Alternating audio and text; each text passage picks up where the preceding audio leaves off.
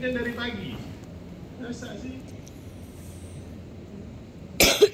Itu hal-hal kecil yang menunjukkan bahwa ketidakpedulian dari kita. Dan saya berharap Bapak Ibu, satu yang saya, tata kelola keuangan itu harus betul-betul transparan, harus betul-betul bagus, harus betul-betul ya sesuai dengan ketentuan. Ya. Kalau perlu rembuk dengan semua sekolah, sama semua guru sama ini ya. Nah, kalau ada itu dikelola oleh komite dan lain sebagainya, harus jelas aturannya, harus jelas ininya. Ya. Karena saya sekali lagi saya tak mau ada guru atau kepala sekolah yang bermasalah kami. Seperti misalnya ada satu sekolah penggerak ya, Singkawang misalnya, sampai hari ini sudah selesai kan? Belum selesai ya. Nah itu masalah. Akhirnya ya dananya dari pusat tidak dicairkan lagi, ini kan yang rugikan daerah ya, daerah rugi. Ya, kalau tak ngerti ya, misalnya ini ya udah lakukan, kan ada mekanisme ini ya. Pilih betul-betul ya. Jangan nanti begitu ini kontraktor ini kontraktor itu, udahlah masa lalu saya tahu lah ya. Masa lalu saya tahu jajaran Diknas pun tak bersih-bersih juga ya. Itu sudah ya. Kita tatap ke depan. Bapak Ibu semuanya harus bertekad bahwa menjadikan sekolah itu terbaik dan terbaik. Kalau perlu Bu Rita ya, di sekolah-sekolah itu dinilai buat kriteria sehingga setiap tahun ya diumumkan sekolah yang paling bagus, sekolah yang paling kumuh, sekolah yang paling amburadul. Umumkan aja kepala sekolahnya sini sebut aja, nggak apa-apa di media. Kalau perlu satu halaman koran itu buat ya, setiap tahun ya. Bapak Ibu kepala sekolah siap? Ya. Kita buat yang gitu ya. Ya apa-apa. Kalau tidak begitu kita ya. Nah yang bagus beri apresiasi ya. Yang nggak bagus sanksi, supaya dunia pendidikan Kalbar ini betul-betul bisa gitu, bersaing dengan daerah-daerah lain. Kita kerja jangan terpengaruh dengan opini medsos, jangan ya. Kalau yang ngomong dan tulis di medsos itu kan belum tentu juga betul, belum tentu paham apa latar belakangnya apa ini ya. Nah kita bekerja jangan seperti itu. Kalau yang dilakukan itu salah ya, yang terjadi itu salah, jangan. Contoh misalnya penerimaan murid ya, kemudian kita ngurangi ya apa jalur yang pakai itu tuh donasi ya dan sebagainya misalnya nih ya. Kemudian ada yang marah, latar belakangnya jelaskan. Banyak masa sih murid, masa sih anak anak rumahnya ada tapi kos di dekat sekolah yang mau dituju. Rumah dia dari situ jalan kaki 20 menit pun sampai. Kalau pakai motor 5 menit sampai. Logikanya di mana? Artinya apa? Orang tuanya itu mendidik anaknya dengan cara tak benar. Titipkan kakak ke itu, kemudian anggap kos, anggap keluarga. Ya. Setelah diterima, udah. Buktinya apa? Ada dari Supadio itu sekolah di SMA 3. Saya tanya, kau di mana? Supadio, kok bisa masuk sini? Oh itu dia dulu itu Pak, saya numpang. Dia numpang. Nah, cara seperti ini nggak betul. Ya. Mau siapapun ini, mau dewan serta gitu, nggak apa-apa. Itu jelaskan yang sebenarnya. Karena pendidikan itu bukan dimulai dari kejujuran dulu. Ya. di dunia pendidikan yang paling bagus itu Bapak Ibu ya, kalau Ibu Bapak Ibu baca yang paling bagus di dunia itu Finlandia. Yang boleh jadi guru di sana hanya ranking 1 sampai 5 tamatan perguruan tinggi. Ya. Mata pelajarannya kalau tidak salah saya beberapa tahun yang lalu hanya 5, itu tingkat SMA. Ujiannya tergantung anak mau pilih mata pelajaran apa. Kalau misal dia mau sejarah, secara komprehensif ujiannya hanya sejarah aja, yang lain enggak. Sehingga Finlandia itu jadi negara dengan pendidikan yang paling bagus, kemudian tingkat negara yang paling bahagia di dunia juga Finlandia. Nah, ada 30 lebih indikator sukses orang. Nah, yang pertama itu mereka terapkan hanya itu sederhana ya di sana itu. Ya. Yang pertama itu yang dibenahi di lingkungan anak-anak mereka itu adalah kejujuran.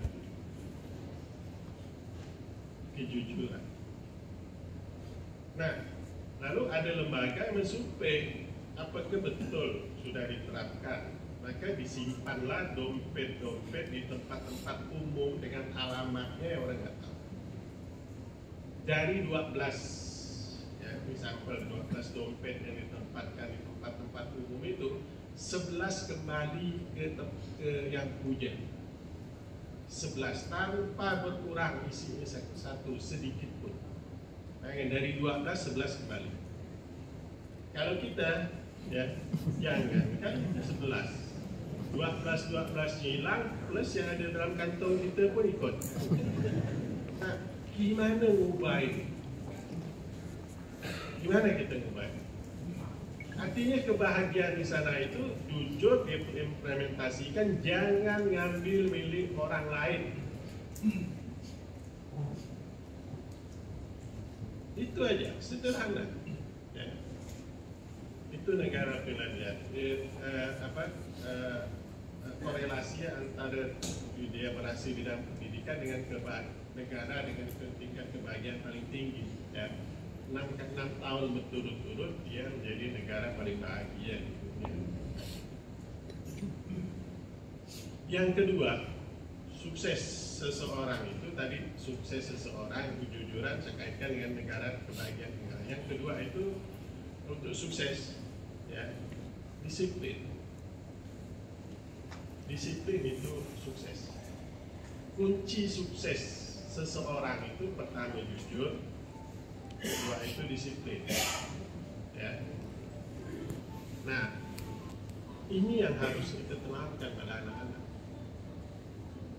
Disiplin kalau saya bukan bicara tentang atribut yang dia kenakan, tapi bagaimana dia bisa mencapai apa yang kita tuju. Kalau saya kesalahan kita selama ini, disiplin itu diartikan dengan ya simbol. Oh semuanya harus pakai sepatu warna hitam. Oh semuanya harus pakai baju atau biru. Nggak bisa. Di negara-negara maju aja nggak seperti itu dengan disiplin. Jadi nggak bisa kita disiplin itu, simbol itu. Ya. Saya dulu sekolah Bapak Ibu ya, hanya hari Senin aja pakai putih-putih. Hari lain itu nggak ada. Mau pakai batik, mau pakai apa, yang jelas ya rapi aja. Itu di Santo Paulus, maka saya pilih. Ya. Jadi disiplin itu jangan anak misalnya baju ya nggak masuk ke dalam. Ya. Kalau orang tuanya tak mampu, ayo. Apa harus biarkan dia tak sekolah? Kalau kita bicara simbol dengan seragam itu, ya, ini nggak bisa. Jadi jangan kita membuat disiplin, artikan disiplin itu. Tapi disiplin itu bagaimana tujuan output itu tercapai maksimal. Ya. Nah, masalah bagaimana menatanya itulah disiplin. Karena kita punya SOP ini lagi. Ya. Nah, bagaimana orang patuh pada SOP? Sama Bapak Ibu juga bagaimana patuh dalam menata kelola keuangan sekolah. Itu disiplin. Yang ketiga itu untuk sukses seseorang, dukungan orang terdekat, bukan pacar, bukan. Itu bukan ini. Yang dimaksud itu bukan orang terdekat, suami, istri, anak, orang tua, guru dan murid. Bapak Ibu buat murid kita itu seperti anak kita. Yang masih kurang, ada sekolah yang masih kurang peduli itu, kita sudah siapkan pakaian-pakaian yang untuk keluarga yang tidak mampu, murid yang tidak mampu. Tapi masih ada di daerah itu, ya saya temukan, telah dilapori bahwa murid yang tak mampu tak dapat, yang mampu dapat. Nah, setelah dilihat ternyata masih ada hubungan dengan guru di situ, dengan kepala sekolah. Ini nggak betul, salah. Harusnya kita di situ betul-betul anak tidak mampu. Nah, kalau bicara dari anak tidak mampu, pakaian itu cukup. Ya, cukup. Yang kita siapkan itu cukup. Sehingga nanti Diknas harus mendata. Setiap sekolah kriteria anak tak mampu itu dengan posturnya, dengan apanya, ya, sehingga pakaian sekolah itu betul-betul memenuhi syarat. Ya. Jangan pandang suku apa, jangan pandang agama apa, sama. Anak-anak, anak didik kita. Contoh di sini aja, jangan dikira kalau udah etnis Tionghoa itu pasti mampu ya. Bapak Ibu nggak lihat itu mereka, ada yang masih pakai robek-robek. Yang pergi sekolahnya jalan kaki sampai 3 kilo dan sebagainya. Ya. Nah, hebatnya mereka itu, ya, hebatnya mereka, bapaknya jualan tahu, anaknya sekolah di sekolah yang 1 bulan bayarnya 500.000.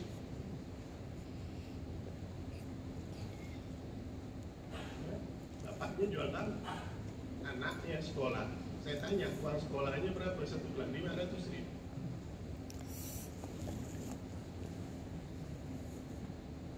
Nah, itu yang menunjukkan bahwa mereka ya kualitas berapa persen etnis Tionghoa sekolah negeri hampir tak ada. Ya? Tak mampu mereka, tapi mereka pilih sekolah yang kualitasnya bagus. Nah, kenapa swasta bisa bagus, bisa berprestasi, negeri yang dengan fasilitas apapun, ya dengan ya apapun, enggak. Ayo, salahnya di mana? Kurikulumnya sama, kan? Metode mengajarnya juga mendapatkan ini bekalan yang sama. Tapi kenapa mereka bisa berprestasi, bisa maju, bagi kalau tingkat kesejahteraan pegawai negeri, kepala sekolah, guru, jelas semuanya. Dan mereka belum tentu sebesar Bapak Ibu. Tapi kenapa prestasinya ada? Itu aja yang kita evaluasi, jangan jauh-jauh. Ya. Nah ini menjadi perhatian kita semua lah. Dari pemerintah daerah juga, ya. Nah kita ini Bapak Ibu, IPM kita ini di Kalimantan masuk paling masih rendah. 69 itu rendah, 69 ya kalau nggak salah, kurang lebih 69, 68,90 itu masih rendah. Sementara nasional sudah 72. Ya. Orang tidak bicara IPM itu dari sisi ekonomi, dari sisi hanya bicara kesehatan, bicara pendidikan. Memang lemah pendidikan, lamanya rata-rata belajar orang belajar di Kalbar itu baru 7,59 tahun, belum 8 tahun. Idealnya itu harusnya sudah 9. Nah, program apa yang bisa dibuat di daerah Bapak Ibu kepala sekolah SMA, SMK itu harusnya bisa berembuk apa sih yang dibuat sehingga bisa harus paham dulu tentang komponen perhitungan IPM bidang pendidikan. Nah, sehingga Bapak Ibu bisa melakukan pengambilan dengan inovasi untuk program apa sehingga dunia pendidikan semakin baik. Kalau angka harapan lama yang belajar anak usia 18 tahun, Pak, kita sudah 12,65 tahun. Itu mungkin lebih, kalau saya lebih tinggi 12,36, lebih tinggi 0,1 dari 0,01 dari Jawa Barat. Sudah, itu sudah. Artinya saya ambil potong aja, saya tidak mau terjebak pada lamanya belajar. Ini itu usia 25 tahun ke atas harus kita lakukan paket C dan sebagainya, ya, sehingga kita buat angka harapan lama belajar anak usia 18 tahun. Ya. Nah, makanya lahirlah sekolah-sekolah baru. Tahun ini aja kita buat 24 sekolah baru. Obsesi saya sebenarnya 100 masa jabatan dari 5 tahun ini, ya, supaya anak tidak putus sekolah. Tapi karena ketersediaan pengelola, pengajar yang belum memadai, ya, kita tidak mau juga asal-asalan, ya. Nah, sehingga baru lahir kurang lebih 5 tahun ini mungkin ada 50-an gitu, ya, 53. Nah, saya maunya 100. Nah, dunia pendidikan itu tidak bisa Bapak Ibu. Kita Kalbar ini, kita ini orang Kalbar terserah yang mungkin tak mengenal ini, ya, satu dengan yang lain dengan baik. Tapi kita bicara tentang anak-anak kita Kalbar ini. Sumber daya alam itu sebanyak apapun pasti habis. Habis. Karena dia tidak diperbarui. Yang paling aman itu untuk kehidupan ke depan itu adalah sumber daya manusia. Sumber daya manusia yang baik, saya kalau disuruh pilih Kalbar ini lebih banyak sumber daya alam atau sumber daya manusia yang baik, saya akan pilih sumber daya manusia yang baik, bukan sumber daya alam. Karena sumber daya alam itu habis, dan sumber daya manusia kalau bagus dia bisa menguasai daerahnya, bisa menguasai daerah orang lain, dan bisa ya melakukan apapun. Itu yang harus kita pegang. Ciptakan sumber daya manusia yang baik, sumber daya manusia yang memadai. Kalau sekarang ini kan sumber daya alam ada, tapi jadi penonton, ya, penonton mengelola sumber daya alam acak-acak karena salah-salah seperti nanti tangkap polisi. Jadi tidak ada izin dan rusak lingkungan dan sebagainya, ya. Tapi itu tadi, makanya untuk kesuksesan seseorang itu yang tadi itu jujur, disiplin, dukungan orang terdekat, yang keempat skill, kemampuan. Kemampuan itu nomor 4 untuk sukses dari 30-an. Jadi sukses Bapak Ibu itu bukan karena banyaknya gelar, bukan. Maaf ya kalau banyak gelar, bukan yang itu salah satu indikator, tapi bukan masuk 20 besar indikator sukses seseorang. Alumni sekolah paling bagus itu urutan ke-30-an. IP 4 aja masih indikator di atas 20. Kalau saya nggak usah banyak-banyak sampai 34, 38, cukup 4 aja yang harus kita lahirkan dari anak didik kita. Ya. Yang pertama itu kejujuran dulu, yang kedua itu disiplin, yang ketiga itu dukungan orang terdekat, arti interaksi. Kalau sekolah itu interaksi antara guru, kepala sekolah dengan murid. Ya. Dan guru yang baik, Pak, guru yang baik itu itu adalah guru yang selalu dinantikan hadir di depan kelas oleh muridnya. Kalau Bapak Ibu punya guru yang sudah tidak diinginkan murid hadir di depan kelas, tidak usah lagi disuruh ngajar, berhenti. Itu menjadi beban psikologis bagi anak. Coba Bapak Ibu analisa apa ini. Jangan kita lihat contoh iklan Proma. Ada kan? Proma itu iklan kan? Nah begitu kepala ketua kelas lihat di sekolah di ruang guru, gurunya lagi sakit pegang perutnya, dia masuk di kelas, sorak rame-rame di kelas. Ya. Jangan hanya lihat program itu, iklan itu menggambarkan itulah sebetulnya. Artinya guru itu sudah tidak diinginkan lagi hadir di depan kelas. Ketika dia ngajar, anak-anak secara psikologis terbebani. Jadi jadilah guru yang selalu dinantikan hadir di depan kelas. Ya.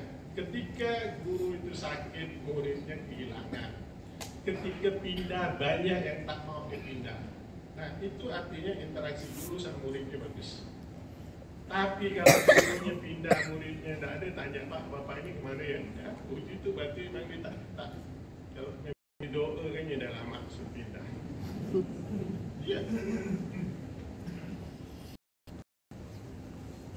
Nah, satu itu ya kuncinya Bapak Ibu. Guru yang baik itu ya, bukan guru yang dilihat dari ekonominya hebat, kelasnya tinggi dan sebagainya, bukan. Tapi ketika dia hadir di depan kelas selalu dinantikan oleh murid, itulah kuncinya. Karena sebagai seorang guru, dia pasti sudah dibekali dengan apapun yang dibutuhkan persyaratan sebagai guru. Ya. Yang tidak pernah dibekali pada Bapak Ibu itu secara itu adalah bagaimana interaksi pada anak didik. Itu harus melekat pada diri Bapak Ibu. Diajar 20-200 SKS pun tidak bakalan bisa. Karena itu karakter, karena itu jiwa ini. Gitu. Jadi nggak bisa. Makanya benar kalau penelitian itu bukan penelitian itu interaksi orang guru termasuk guru sukses pun bagaimana rumah tangga juga ya. Nanti dengan suami ya. Nah ini yang harus apa ini contoh ya. Karena murid kita SMP dulu 18 tahun itu mungkin 5% yang tiga polanya itu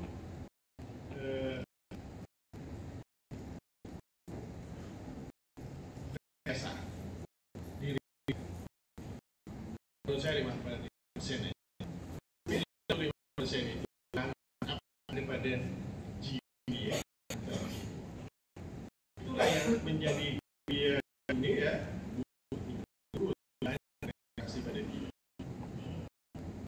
yang merekayasa ya apapun manipulasi dan sebagainya itu paling tidak sampai 5%. 95% itu masih bisa dibentuk gitu ya. Masih bisa ketika dia lepas SMA makanya banyak anak-anak itu rindu dengan sekolahnya, rindu dengan gurunya ya dan sebagainya, itu contoh. Tapi kalau yang sudah karakternya memang dari lingkungan di luar itu dia sudah terbiasa merekayasa, manipulasi apanya, itu susah. Ya, Bapak Ibu akan berhadapan dengan anak-anak seperti itu. Tapi kalau bisa mengembalikannya ke itu, nah itulah satu kesuksesan kita.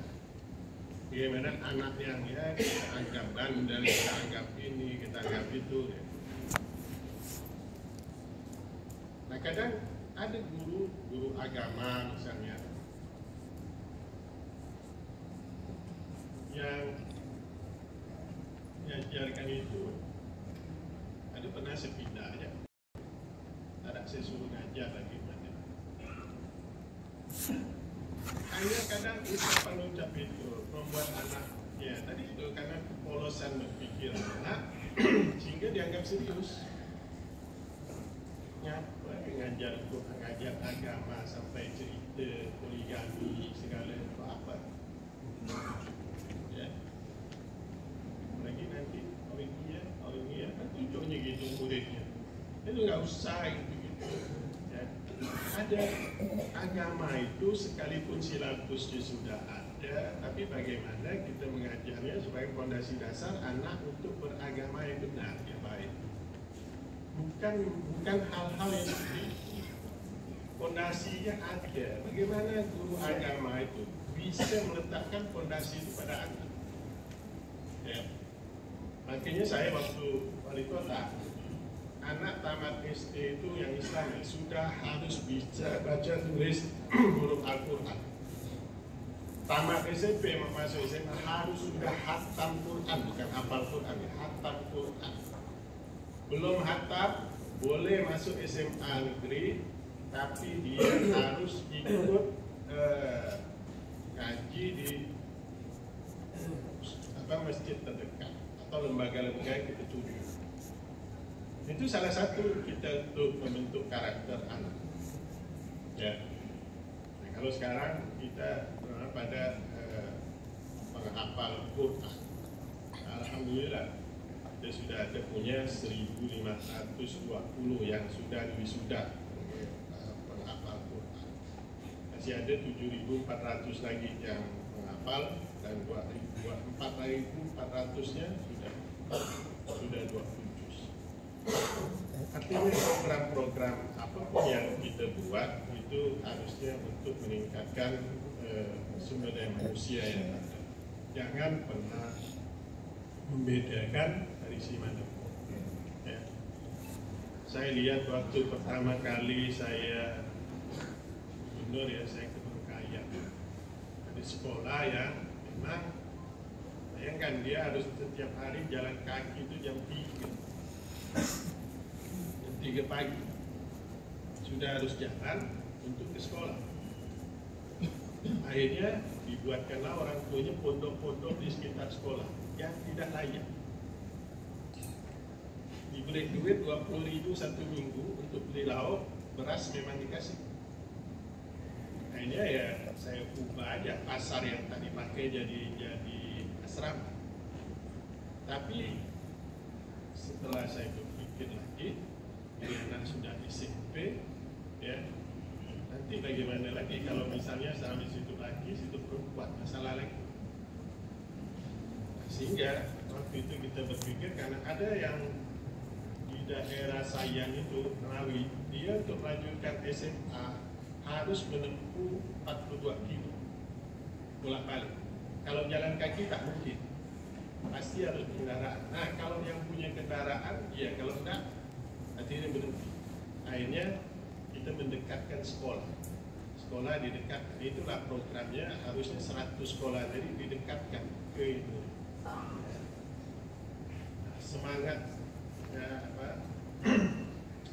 masyarakat untuk itu ada, cuma kita belum siap untuk pengelola dan guru-guru. Kalau siap, saya rasa program itu harus. Jadi tidak perlu berasrama, ya, supaya mereka tetap bisa sama orang tua. Dan hebatnya lagi di situ sudah melahirkan beberapa pastor dan pendeta dari kondisi yang sangat parah, ya, tidak layak. Masih bagus waktu itu kandang kambing, benar. Itu gimana dia bisa? Tapi lahirlah pendeta, pastor di situ, ya. Karena semangat tadi. Nah, anak-anak yang seperti ini, yang punya prestasi seperti ini, Bapak Bapak Ibu harus support mereka. Support mereka, laporkan ke Dignas kalau ada anak yang memang prestasinya bagus, ya. Kasih tahu apa yang harus dilakukan oleh Dignas, apa yang ini ya, jangan dibiarkan. Sama juga ketika ada anak yang sangat tidak mampu tapi punya skill yang baik, punya postur yang baik. Ya. Saya kadang turun ke daerah-daerah itu ketemu menyerahkan bantuan sembako, saya tanya pada mereka punya anak punya ini tamat SMA aja nggak kuliah, posturnya gimana, ya, tingginya berapa, akhirnya saya bilang udah daftar jadi satpam aja, kita latih, ya. Nah untuk kalau dia disuruh satpam itu harus ada sertifikat, sudah harus dilatih. Akhirnya 12 juta satu orang biaya pelatihan dan itu. Akhirnya kita biayai itu kemarin bisa. Nah kepedulian, sedikit kepedulian seperti ini penting Bapak Ibu. Kalau sekolah jangan dijauh, jangan ada lagi anak yang pakai aja tak peduli, robek sana, robek sini dan sebagainya. Ya, sepatunya, kenapa? Anak-anak itu mengganggu prestasi dia. Pasti minder, bohong kalau ada anak yang bilang itu tak minder, dia biasa aja. Nggak ada bohong itu. Ya. Pasti. Misalnya sepatunya udah cap mulut buaya, atau sepatu cap mulut buaya, depannya ngangkat, itu masih dibiarkan. Ya. Jangankan Bapak Ibu di kota, waktu wali kota bisa ditemukan, saya langsung itu, saya datang. Ada sepatu itu dibuka masuk kelas, ya saya lihat satu-satu saya suruh keluar, ambil sepatu, ya. Suruh keluar, saya lihat, saya duduk, saya berdiri di situ sampai selesai. Ya. Saya temukan anak ini, ya. Ini. Nah, langsung besoknya apa? Kepala sekolah saya suruh ganti. Karena apa? Kalau kita tidak menyediakan, iya. Yang salah, kita sudah sedia. Nah, kenapa dan dia tidak peduli? Ya. Hal yang kecil seperti ini tak peduli. Oh, kalau dibilang, oh bukan tugas kita, bukan tugas kepala sekolah. Gimana bukan tugas kepala sekolah? Memang guru itu tugasnya dalam kelas. Ya.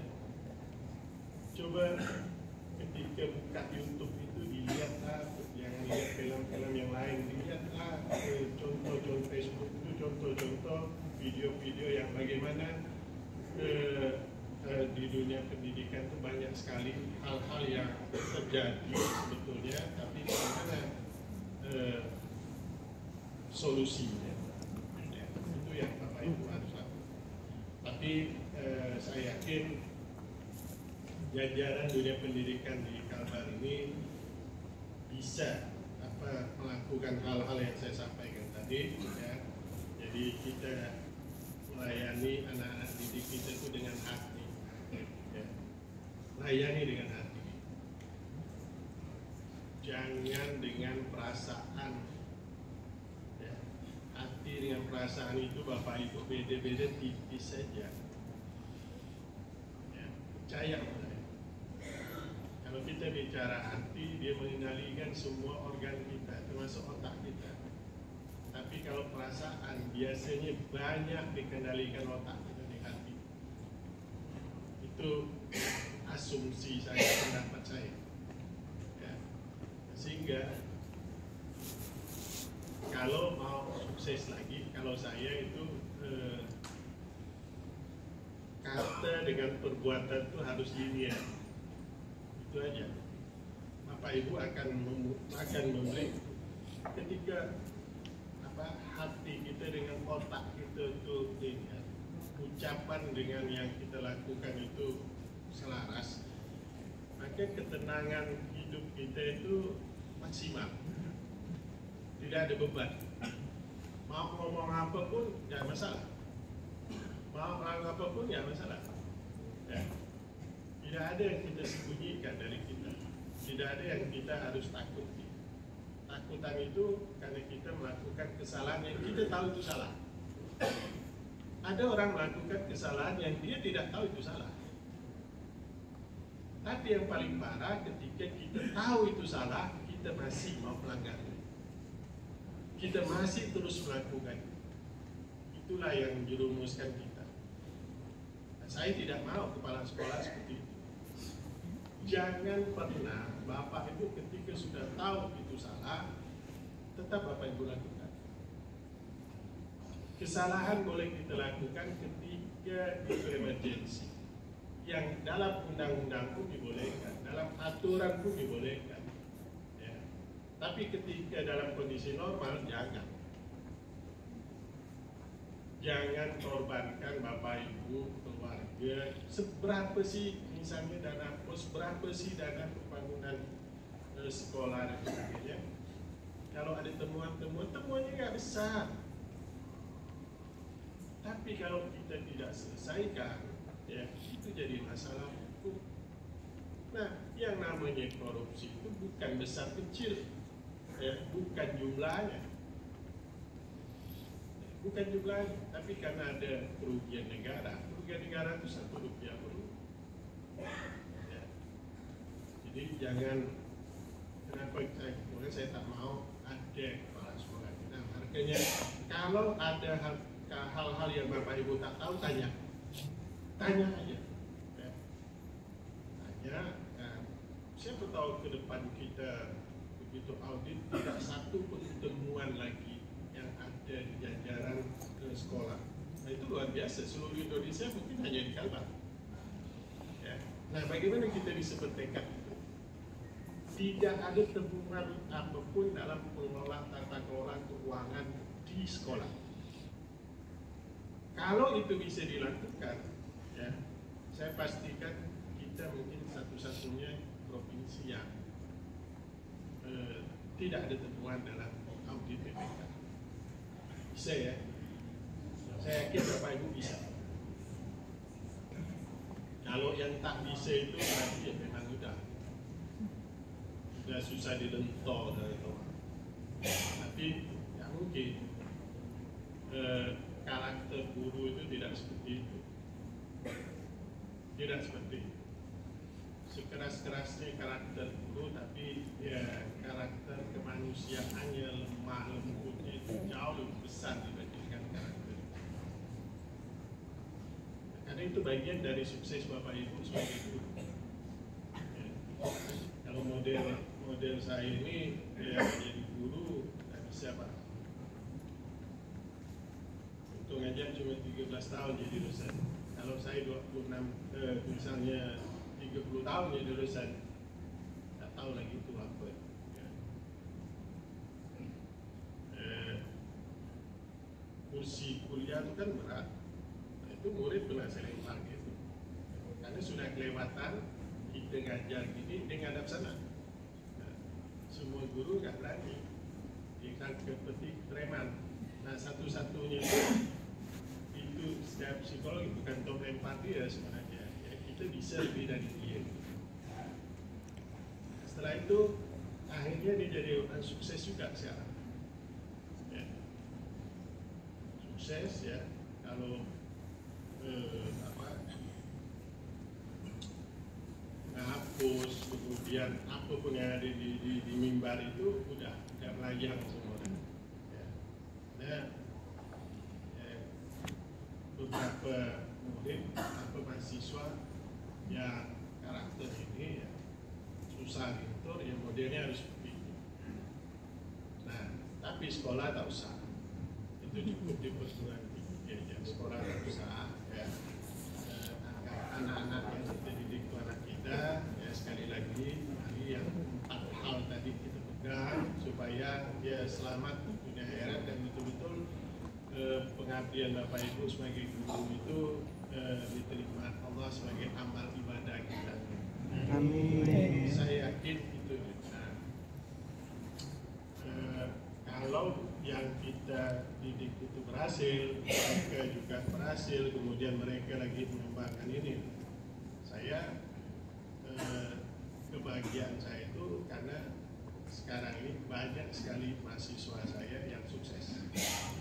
Ada 2 orang jadi anggota DPR RI, ada 2 orang jadi rektor, ada yang jadi dekan, ada yang jadi apa ya. Itu kebanggaan kita. Kebanggaan kita, dan dia bercerita manis untuk kita. Sini nih saya ini masih ada tanda dicubit guru agama SMP 1 sama aku Ibu Jum itu. Lalu dia juga buta. Bukan salah saya. Jadi siapa yang tak hafal Al-Fatihah berdiri di depan. 7 orang yang tak hafal. Yang hafal cubit satu-satu. Nah, dia berdiri di depan pintu. Kita kan kasihan sama kawan. Akhirnya cuma nyentuh aja gini. Nah, begitu dia tahu itu kita langsung ditangkap ini begini kayaknya. Gak ada rasa marah dan sebagainya, gak ada. Tidak ada. Karena kita masalah.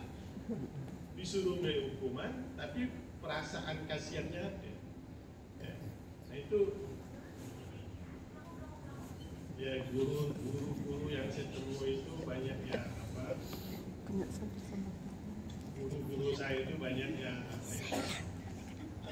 galak juga. Ya. Tapi ya memang masanya waktu itu. Ya. Masanya. Tapi nggak ada cerita misalnya dia menganggap itu gimana. Malah ibu Jum itu orang guru yang paling disayangi oleh muridnya. Ya. Karena hukuman yang dia berikan itu kita nggak, bukan hukuman. Ya, bukan hukuman. Sehingga interaksi kita sama guru itu tetap baik. Dan di SMA saya termasuk murid yang nakal lah ya. Jadi kelas kami itu di Santo Paulus itu sasosan, 3 sosna. Suka ya banyak ya. Dan saya sih suka misalnya melompat garis, praktik dan sebagainya ya. Nah ini diskon 3 bulan tidak diberi pelajaran, tapi harus ke sekolah. Itu pelajarannya. Kemudian pembagian ijazah, kepala sekolah Pak Junaidi itu Om Jun, kami manggilnya Om Jun. Kepala sekolah itu dipanggil Om Jun. Dia tidak mau bagikan ijazah. Diberikannya diletaknya atas meja, kau ambil sendiri masing-masing. Ada guru saya juga, Bu Siswanto, Bu Sis panggilannya Bu Siswanto. Nah itulah yang betul-betul guru sekaligus ibu kita. Kebetulan anaknya itu dokter,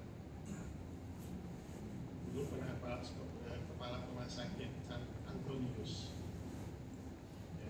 Nah itu guru yang kita anggap sebagai ibu kita juga.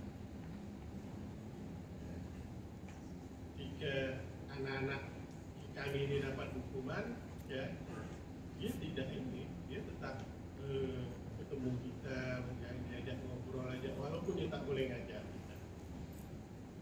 Dia ajak ngobrol, diajaknya apa ya, diajak inilah dihibur, gitu kan, diberi ini dan sebagainya. Nah, jadi banyak guru-guru ini sampai hari ini masih dihormati oleh muridnya. Ya, tidak pernah kita itu bagaimana kita guru itu sekaligus sebagai orang tua anak di sekolah. Interaksi itu yang harus dikembangkan di sekolah.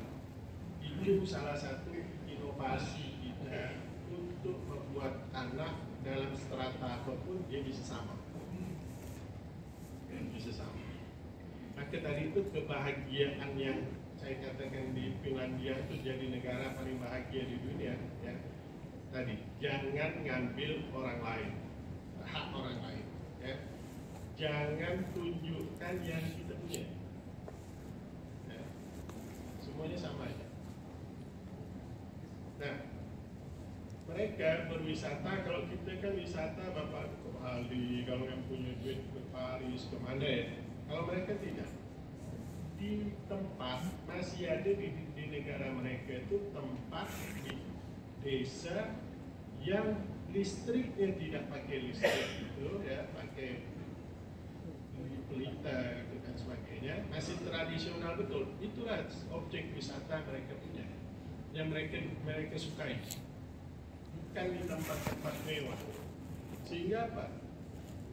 Anak-anak sekolah itu tidak ditunjukkan untuk hal-hal yang mewah, tapi bagaimana ketika kalau dia yang tinggal seperti itu.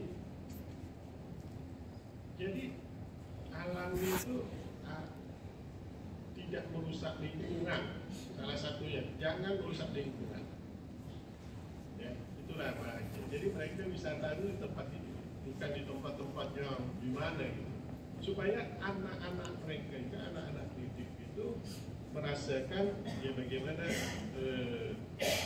ketika dia dalam kondisi seperti itu bisa menjiwai sehingga kehidupan mereka itu nggak kelihatan yang kaya gimana, kaya yang biasa-biasa aja sih.